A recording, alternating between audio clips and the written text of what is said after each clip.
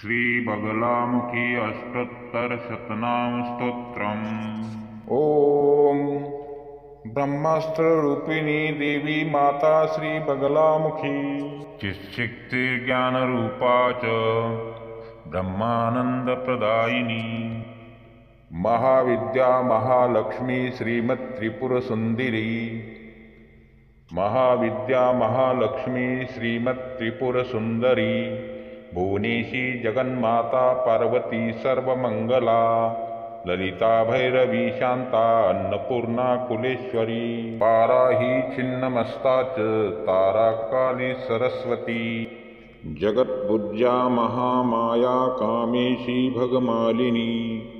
दक्षपुत्री शिवंकस्था शिवरूपा शिवप्रिया सर्वसंपत्करी देवी सर्वलोकवंशकरी वेदविद्या महापूज्या भक्ताद्वेषा भयंकरी स्तंभरूपा स्तंभिनी च दुष्टस्तंभनकारिणी भक्तप्रिया महाभोगा महाविद्या ललितांबिका मेनापुत्री शिवानंदा मातंगी भुवनेश्वरी नारसिंगी नरेन्द्रा च नृपाराध्या नरोत्तमा नागिनी नागपुत्री च नागराजसुता उमा पीतांबरा पीतपुष्पा च पीतवस्त्रप्रिया शुभा पीतगंधप्रिया रामा पीतरत्नार्चिता शिवा अर्धचंद्रधरी देवी गदा मुग्दलधारिणी सावित्री त्रिपदा शुद्धा सद्योराग विविर्धनी विष्णुरूपा जगन्मोहा ब्रह्मरूपा हरिप्रिया रुद्ररूपा रुद्रशक्ति दिन्मयी भक्तवत्सला लोकमाता शिवा संध्या शिवपूजन तत्परा धनाध्यक्षा धनेशी च धर्मदा धनदाधना चंडदर्प हरे देवी शुंभासुरनिवर्हिनी राजराजेश्वरी देवी महिषासुरमर्दिनी मधुकैटभहन्त्री च रक्तबीजविनाशिनी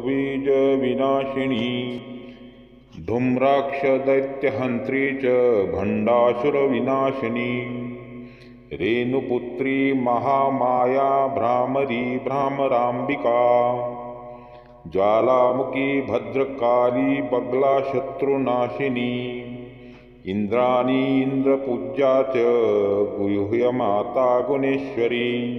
वज्रपाशधरा देवी जिह्वा मुग्दलधारिणी